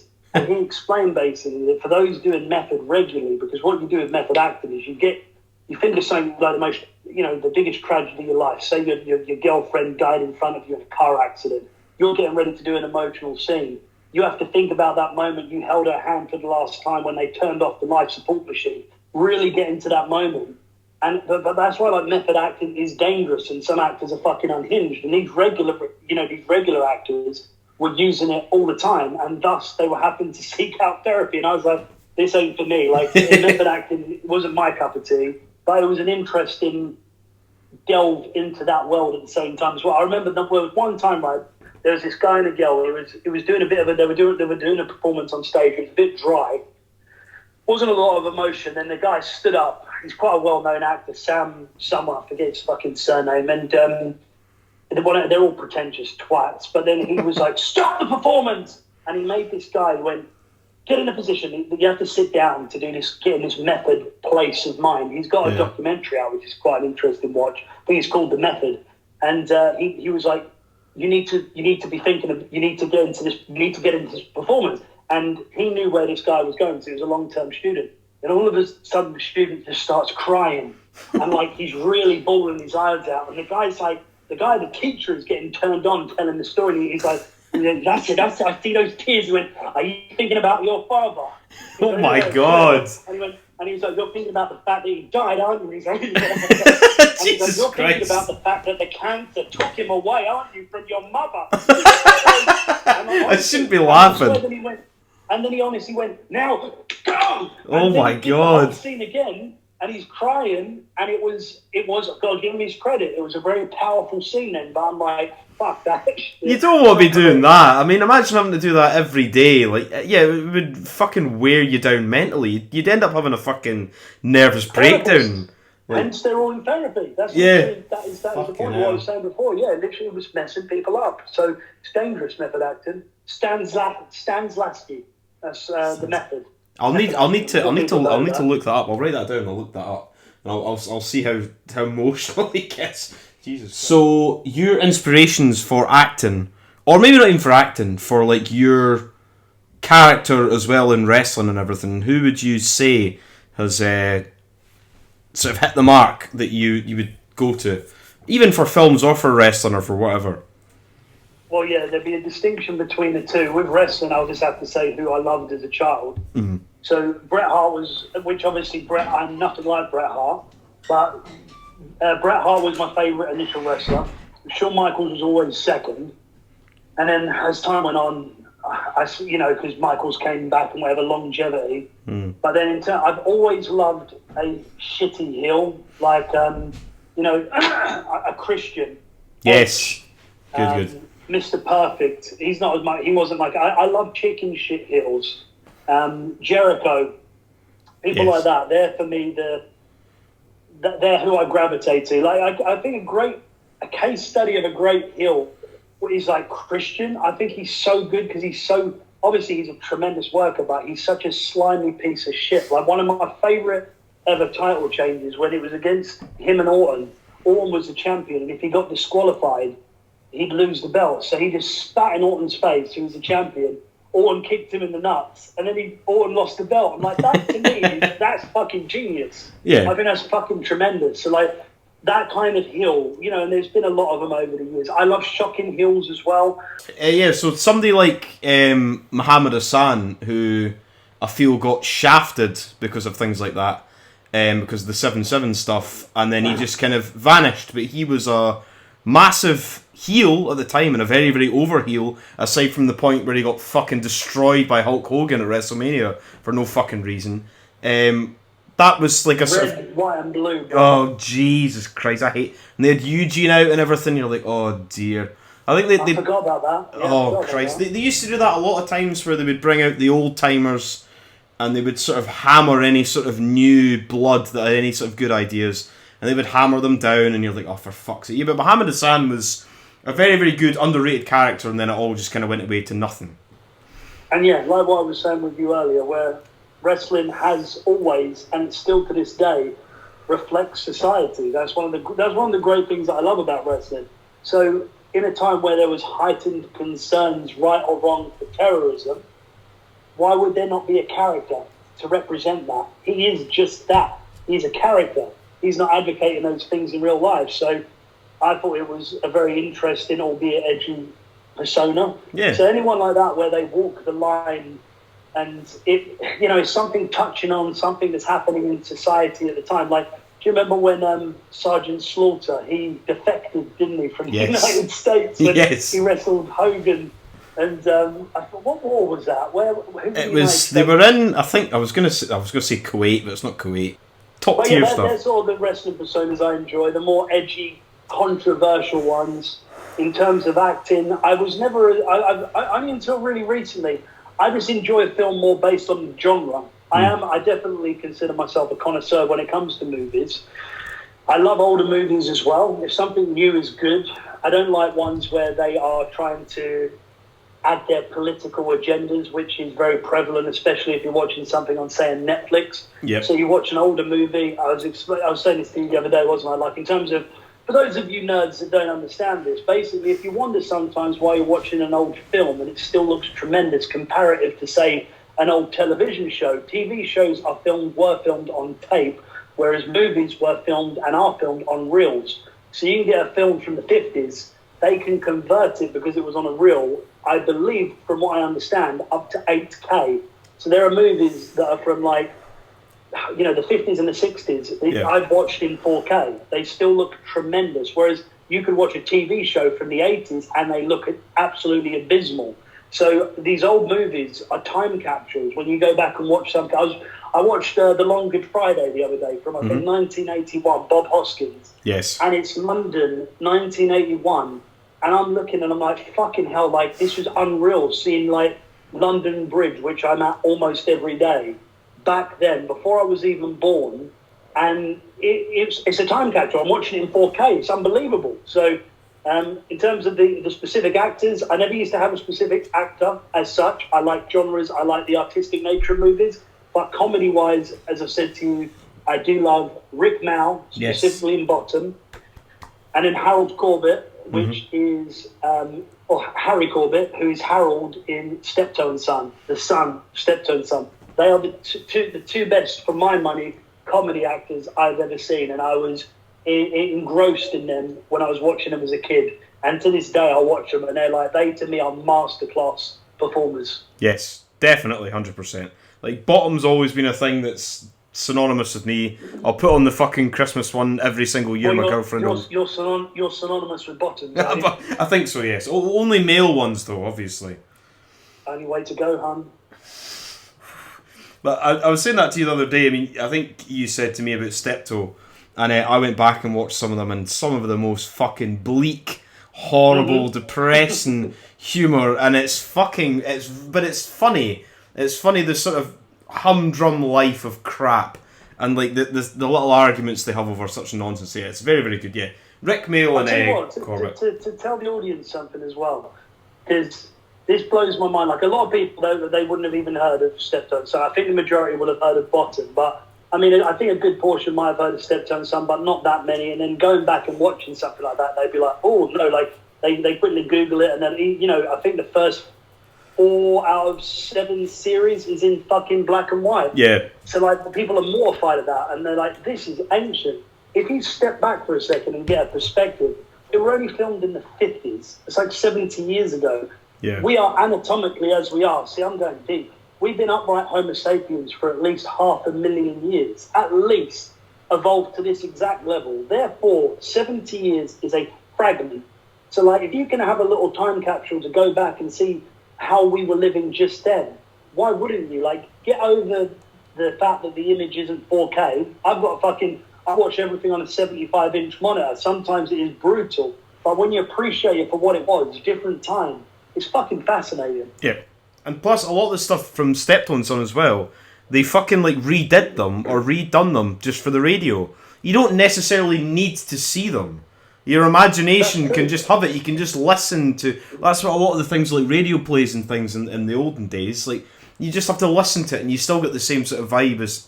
people are losing their mind if it's just in black and white. But yeah, I would say that a lot of people... That's a very good way of putting it, because that was very commonplace 40 years ago, where it'd be a TV show, they would have an adaptation of it for the radio specifically, because not everyone even owned televisions back then.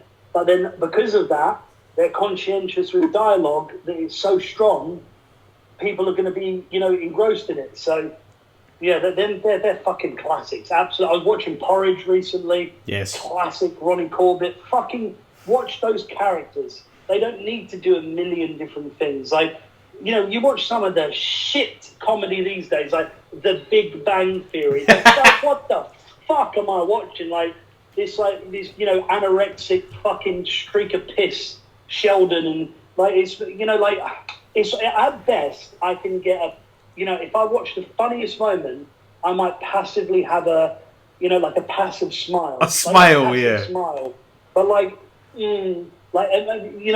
there's nothing more than that. Whereas these old comedies will make you fucking laugh your ass off, and that's the essence of fucking comedy. Exactly, man. That's the thing as well. Things like Sheldon and The Big Bang Theory and all that shite, a lot of it is just references. Whereas I could watch Steptoe from the 1960s and I'll still laugh because it's funny. It's not all just based on references about pop culture and shit. It's an actual funny show about it's proper dialogue and things. I don't know. It's a lost art now. There's barely anything these days that's worth actually watching. Yeah, 100%. So much garbage out there.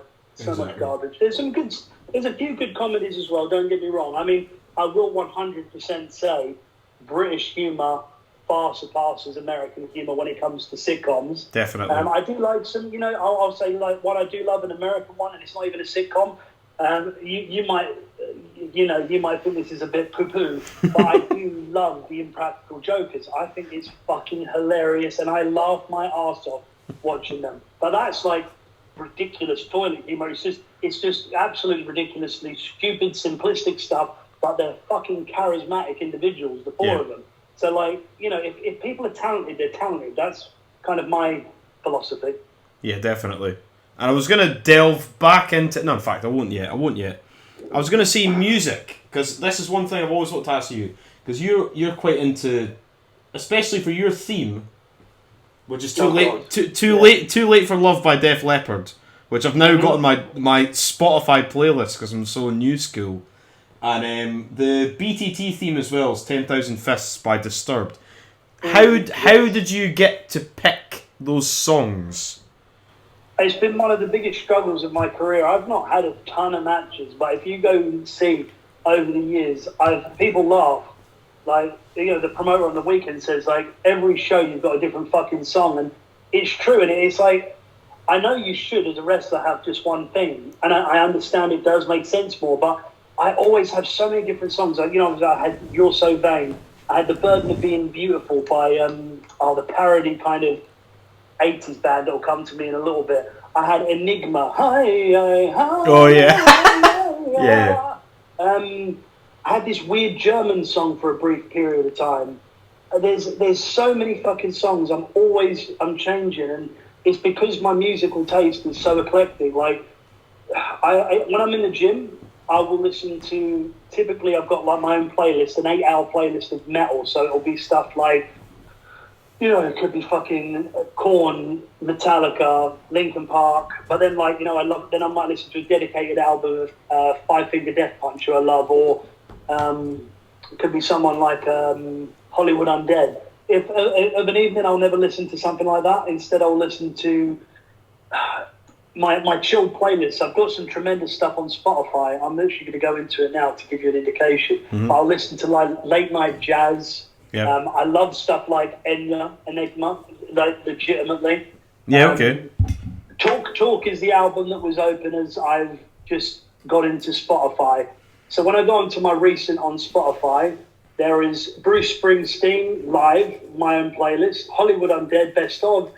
The Last Kingdom, by the way, that's one of the best shows. I absolutely love that. So, I shitting on everything modern. Will say some of the, these TV shows now are like movies. And The Last Kingdom I thought was phenomenal. Absolutely loved it. And they've got a really good playlist as well. So, like I've got Hollywood Undead, Alter Bridge, Robbie Williams, Simple Minds, Flock of Seagulls, Talk. These are just some that are coming up in front of me.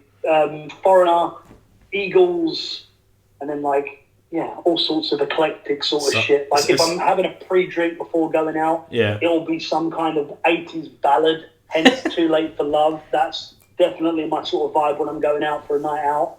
What made you want to pick that song in particular though? Because now that's now on my Spotify playlist of just shit that I listen to all the time and always come on I don't even think of that as Def Leppard. I was like, that's Darwin's song. Have you heard? You've got it on Spotify, you say? Yeah. You can find Too Late for Love live. That's a tremendous variation, which is also on Spotify. It's obviously Def Leppard. Yeah. But I that's another thing. I enjoy making playlists that are both the regular studio recorded versions, and then I do the live versions because they're always so very different. And the Too Late for Love one is very good. But there's a psychology behind that song for wrestling, and I believe it's 1 minute and 6 seconds before the song breaks in. Yes. A lot of these, again, not being mean deliberately, but a lot of wrestlers these days are very socially inept. They will walk out within 2 seconds of their song like, "Come on, yeah!" I was actually watching someone. I won't name their names, and they were walking to the ring the other day.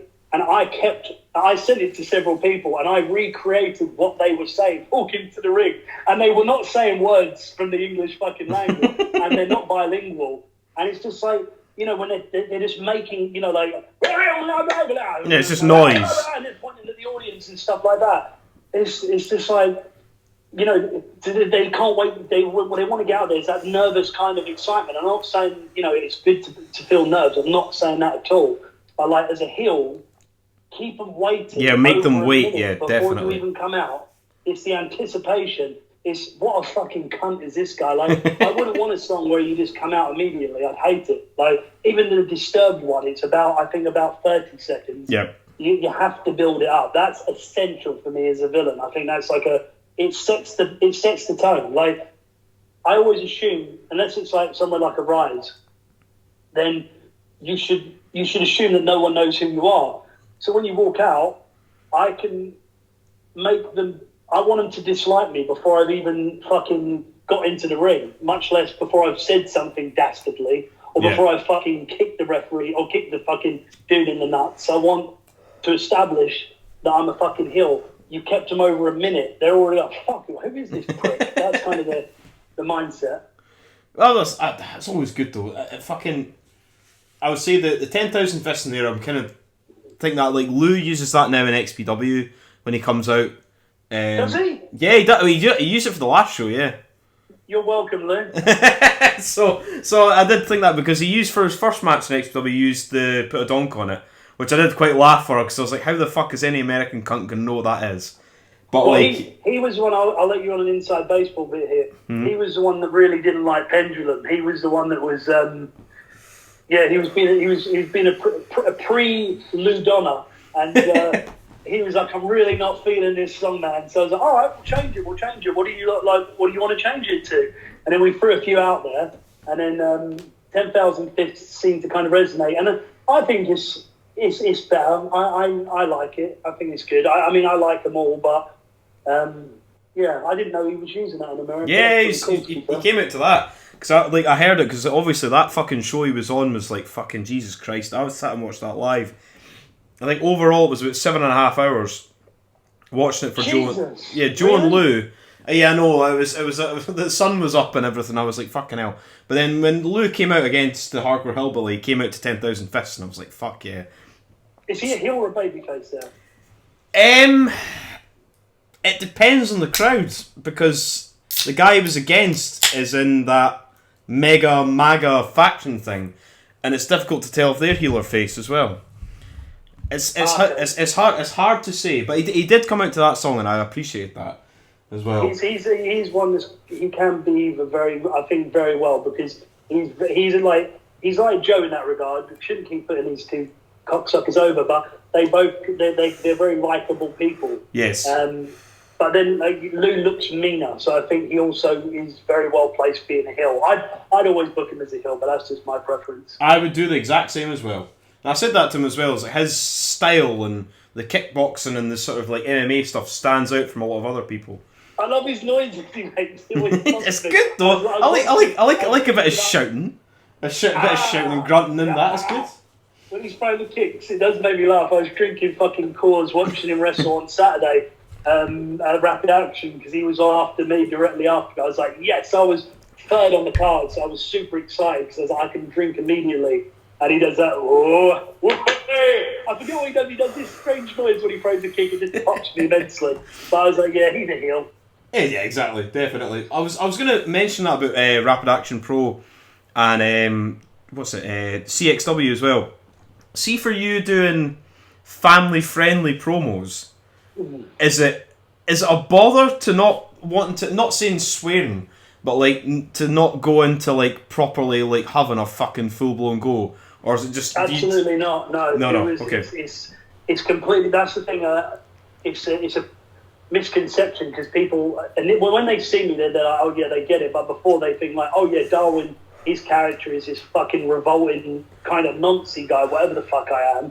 Like he has to rely on gratuitous, like sort of stuff to get himself heat, and it's like I can be vile in a family-friendly environment, being disliked. Like I love psychology. That's what I'm a student of, psychology, and I understand how to get under people's skin, whether it be adults or children. Like I was getting fucking mega heat on Saturday to the point families were coming up to me, and they're like, the one guy was like, my wife doesn't want you anywhere near.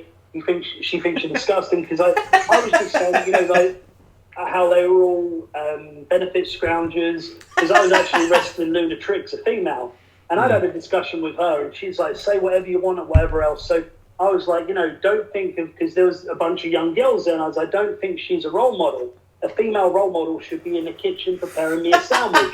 Just saying stuff like that, and it's That's funny. shit. Oh, that's yeah, good. And then I started going off. Look, I was saying like there was this woman. She had like loads of little children. I was like, I went, how many have you knocked out in the last 12 months? And then like people were like, oh, and then there's this big obese woman, right? Talking about old fat. She's laughing about it. And I went, well, I don't know what you're flipping. I almost said fucking, but I never actually slip up on the mic either. Good. And I was like, I don't know what you're laughing at. I went, you look like you've got a litter of pups yourself. And I saw some of the boys at the back, and Paulie was one of them, and he ran back after Wagner. He ran after hearing that. He said he had to run backstage after I said she looked like she had a litter of pups. But like, it's edgy, but it's acceptable. Like, it's just, it's playing within those confines. Same with CXW. That was really fun. They got complaints about me. Multiple complaints. And if you read some of the comments, they were so good. Like, because basically, I forget the name of it. I think it's The Prodigy. I don't know. I hate the songs. That was the one thing I was going to speak to you about, was the Prodigy shit. And I was like, what's he going to go into here? And I didn't even think in my head. I didn't even remember. Like, they were from Braintree, weren't they? And I was like, that's so funny. I was like, that's so funny and like cutting. I was like, that's really, really good, and people are gonna hate you for it. Oh, it was excellent stuff. Like, well, yeah. So that's the basics of it. I was travelling up there, and I was like, right, because every new place, every place period, I always want to do a promo. But like, I'm like, well, I need to get some instant heat. So what's some, is it cheap heat? Yeah, to a degree, but I can spin it in a more sophisticated manner. So I was like, right, so this guy died, he's from Braintree. So then obviously I made reference to that, and, I said, unfortunately, that he couldn't get no sleep. Now he's eternally sleeping. And I said, he literally is the ultimate fire starter because he was cremated. And, so yeah, it's cheap, but then there's some intelligence behind it. And then, there was a guy that wrote in the comments, like, yeah, that was too... There was multiple women that were like, yeah, this was not appropriate. The promoter, Paris, he was loving it. He thinks it's hilarious. Because it is. It's fucking funny. It's really funny. No, he does a very fucking good job, and he gets it. That's what a heel should do. Yep. He finds it hilarious, but like he was playing up to it. And then there was one guy there, like in the comments, yeah, that was too far. He went, I was very close to getting in the ring. I was like, oh, what the fuck are you going to do? Like, what are you going to do? Get in the ring at that? So, I don't think there's going to be many people watching the next CXW show that's going to be in attendance that will listen to a Deathmatch podcast. Well, yeah. Now, I'm going to do a promo at the beginning of my next one and like do a public apology, really cow up between my legs. And like, I'll be able to hook them in. I know it because they've not seen me that much. And I'll say, look, he got a lot of public backlash. The promoter pulled me aside. He said, if that ever happens again, you're not going to be a part of CXW. This is a great promotion. You had 411 fans in the last show. I want to be a part of this. So guys, I want to apologize.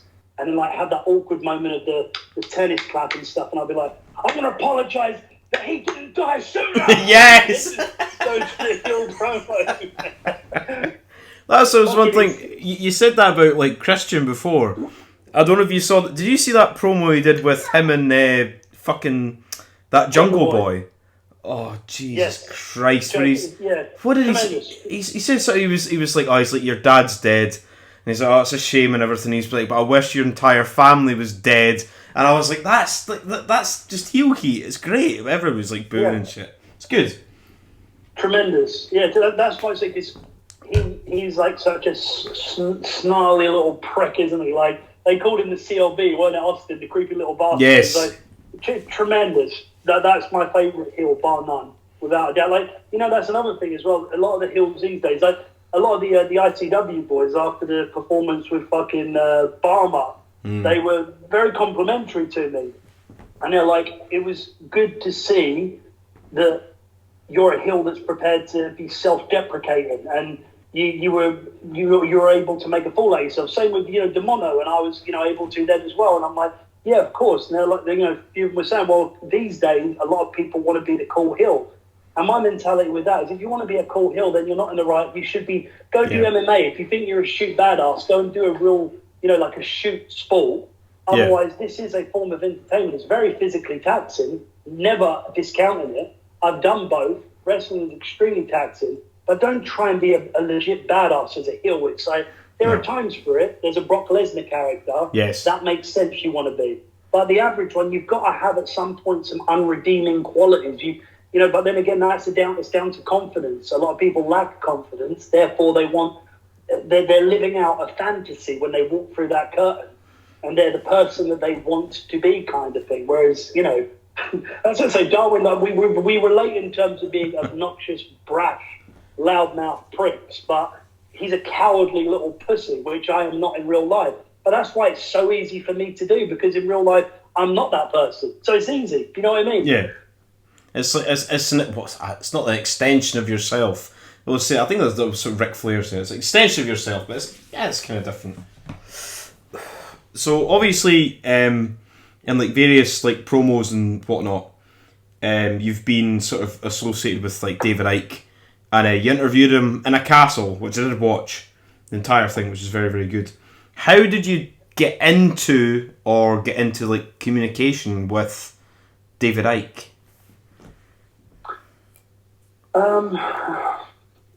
I've met his son before. I mean, yeah, I do have some interesting connections. I'm not even going to say about, like, I've got different people in different areas of my life for a shoot, and I'm not even going to say my dad and his background, but it's interesting. Like Charles is going to be coronated king soon, and I saw that the BBC and others said that they would not ask for the average person to make a pledge to Charles to be their king. He certainly won't be mine, but if you recall, several years ago, there was a case where it was members of the royal family were being sued by the butler, who was... Yes. I believe, it was it Charles or Diana's butler? I think it was Diana's butler. He wrote a book, I think. That's it. About I forget the name of it, but I remember that. The lawyer for the case, he was very, very well respected. That's basically my second cousin. Oh. So I'm privy to some information that I'm literally not going to speak about publicly. But I know things, and so in regards to Ike and stuff, everything I've ever done in my life, I've always formed my own path, and I met him off my own back, and I pitched several show concepts to them, one of which was interviewing the entire family. Mm-hmm. And then they were quiet for 3 months, and then out of the blue, 6 days notice, you said you wanted to interview David and his 2 sons. Yes? Yeah, I did. Right, we're going to do that in 6 days in a castle somewhere, and we're going to allow you to create the entire format of the show in the way of you can come up with every question. Now, not only was that difficult, it was incredibly difficult to... I'm not someone with I'm not a background of interviewing people, though I have to commend myself. I did a tremendous job. You did. It's not any... Definitely. 100% you did.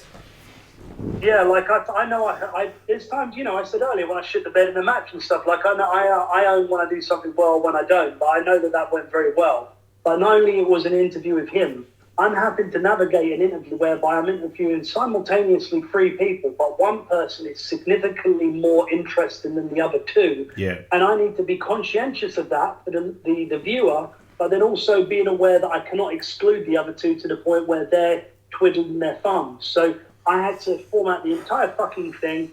It turned out how it turned out, which I was very happy with. Yep. And then there was the potentiality of doing more stuff, which there still is. But again, I'm not at this stage going to go into too much public details. I've told you off there, but nothing is as it seems. That's all I will say. I mean, yeah, it's the only one. I hate to be that guy that doesn't tell people, but there's reasons. But nothing is as it seems. But that was how I originally came to be, because of me. And I mentioned several different show concepts, one of which is just, it kind of even relates to the esoteric world and professional wrestling. It's such a great idea, which I'm probably going to do one way or another at some point in the future myself. But just get around to do all these fucking things. So, yeah, that was how I came to meet Mr. Ike and his family. But how did you manage to like get into like listening to David and all that sort of stuff? Because like when I was very young, like listening to Alex Jones and things like that. As long as nobody cancels me for actually listening to Alex Jones, but like listen to Alex Jones and things. They're kind of similar in a way, where like obviously Jones is more bombastic. Yes, but they've both been kind of ostracised, kind of from like society, well, mainstream society in a way. Yeah. So it's like, how did you manage to like get into sort of like Ike's sort of like stuff and things like that? Well, everything, I've always said I don't resonate with everything that he says, but that's part of the kind of the spiritual journey, is that you inherently feel what feels right for you. That's why they say, follow your gut, because the gut outside of the brain has more nerve endings than any other part of your body. There's people in certain countries in the military that will literally employ whether or not to make tactical movements based on what they inherently feel in their stomach. Like, there is a science behind that. And some things that Ike says, like in terms of the Queen being, now she's dead, but she was alive, a reptilian, that doesn't necessarily resonate with me. But there's a lot of things that he has said in terms of there being a sort of communist global cabal. And if you look at Vanguard, this is the thing, people, they go, he's always going conspiracy. Unfortunately, I'm just telling you facts. Yeah. Vanguard and BlackRock own around 80% of all real estate. They are two hedge funds that own every fucking conceivable large company you've ever heard of. So they actually do monopolize. During the COVID era, around 45% of all billionaires doubled their wealth.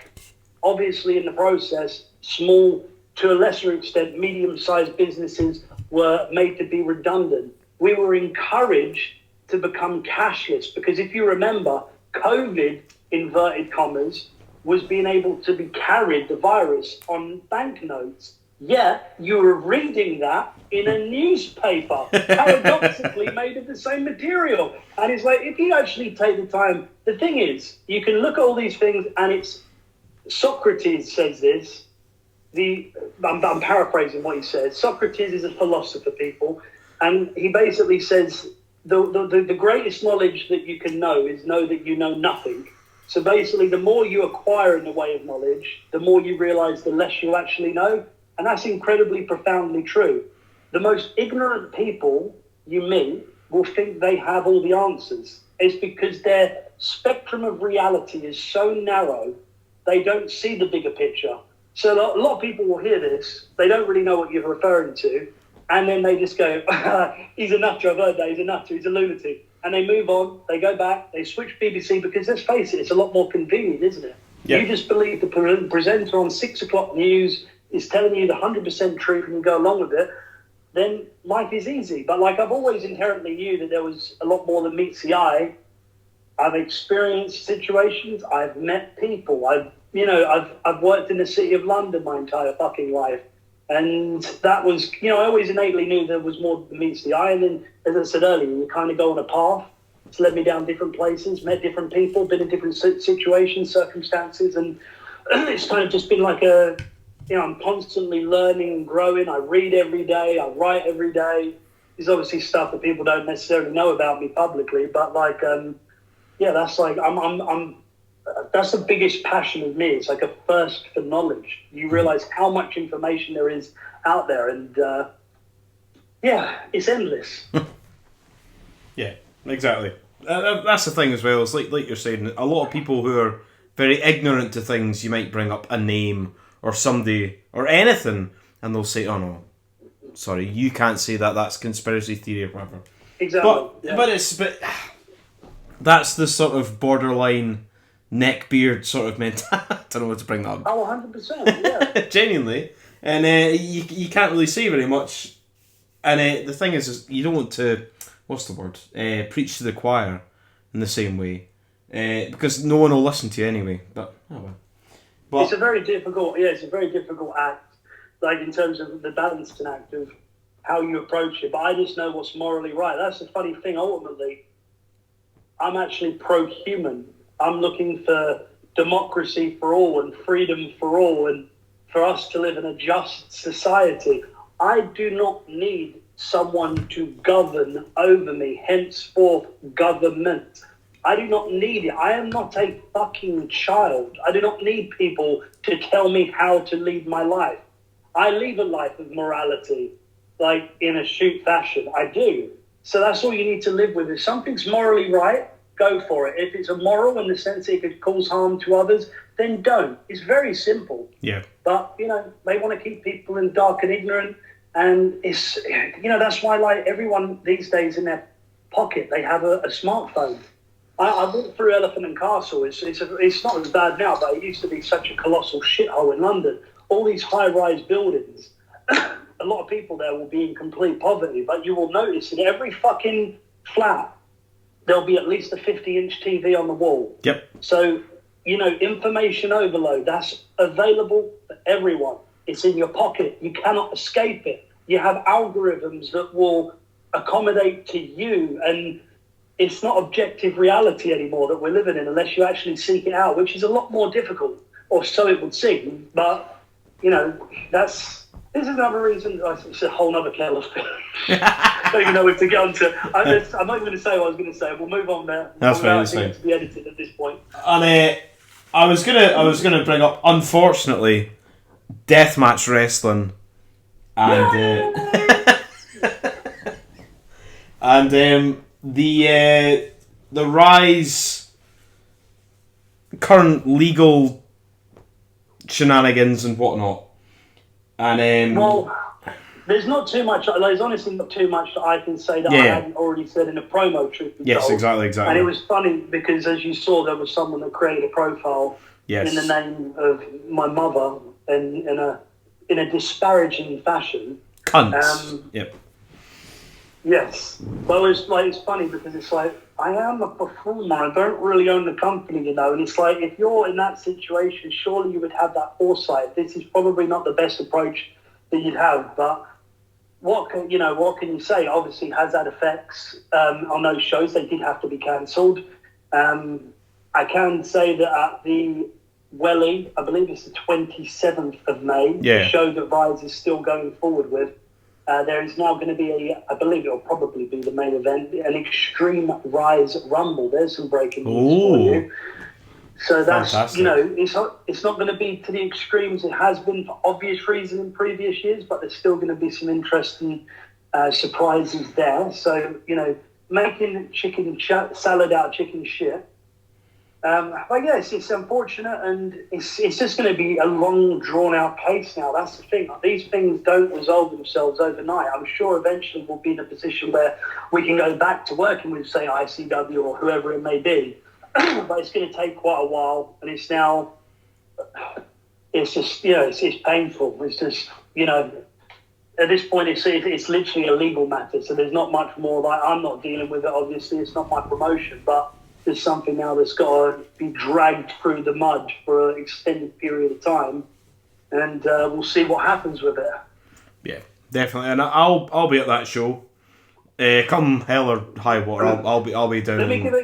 If someone is watching this or listening to this and they're enjoying it, feel free to approach me and bring me as a gift a bottle of vodka. That would be a nice gesture.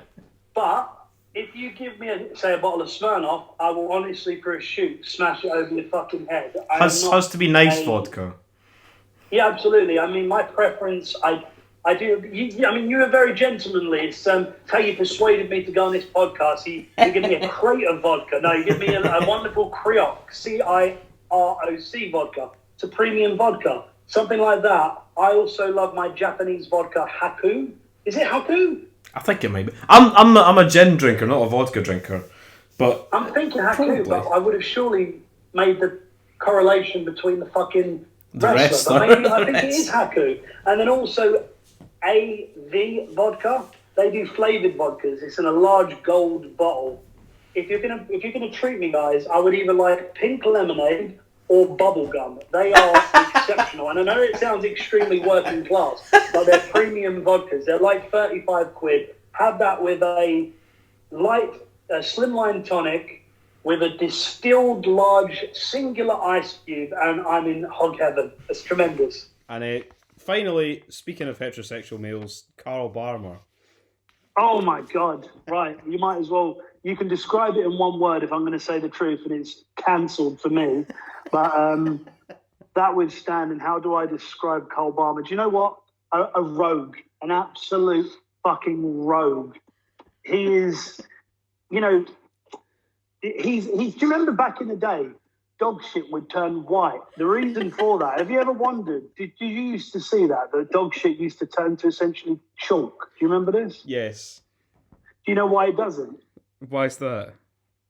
This isn't a punchline. This is actually the truth. It becomes because it was back in the day, they would give dogs the most grotesque leftovers, carcasses of animals.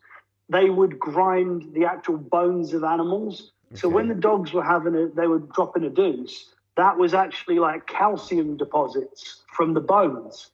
So that's why it would like go white, go dry, and then essentially, blow off, literally disintegrate because it was powder.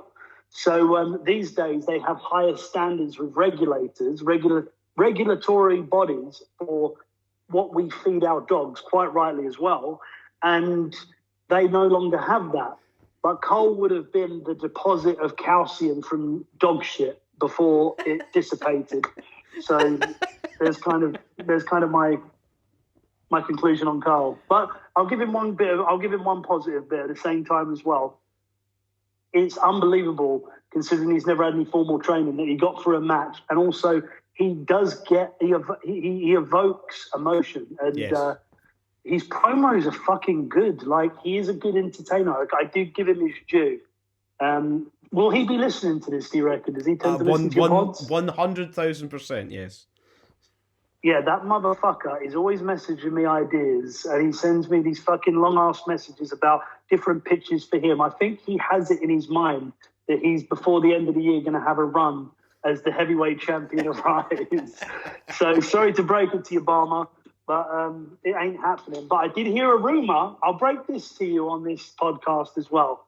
I heard a rumor that at some point in the future, Cole Barmer is going to look to bring to RISE his very handsome brother, who I'm not going to reveal anything else at this stage, but it will be shocking and captivating when it happens. When and indeed if it does happen. Fucking hell. Anyway, that is. I'll wrap up there. It has been a pleasure, as always, to chat to yourself. And I will see you on the 27th in Hull. And we'll have a drink, and hopefully you'll win the belt back for the 4th time. Exactly, an unprecedented record-setting 4th time. So, yeah, that will be decent. I will see you there, my darling. No worries. It's been a pleasure. And by the way, ladies and gentlemen, as I mentioned before, you can first and foremost buy me vodka when you see me as a thank you for my years of entertainment. But furthermore, if you want to follow me on social media, I have a new social media page on my Instagram. It's Patrick, Patrick, .Suttie. Suttie. That's Sierra Uniform Tango Tango India Echo. I still have the Leonardo Darwin on Instagram, but I'm sort of transitioning over to this one as well because I've got a lot of spammy shit on the other one. So Patrick.Suttie on Instagram, Leonardo Darwin on my Facebook page. If you're a fit woman, let's face the odds of that happening and listening to this show is very slim to none. But if you're a fit woman, feel free to have my personal account on Facebook. If you're as you like to call them, neckbeards, feel free to add me, and I will likely decline you. But you can always follow me on my Facebook page. Perfect. Thank you very much. Wonderful. Been a pleasure. Anyway, I will see you in Hull. Oh yeah, that was also Only Fools and Horses, wasn't it? To Hull and back. Oh yeah, fucking hell, so it was. Jesus Christ.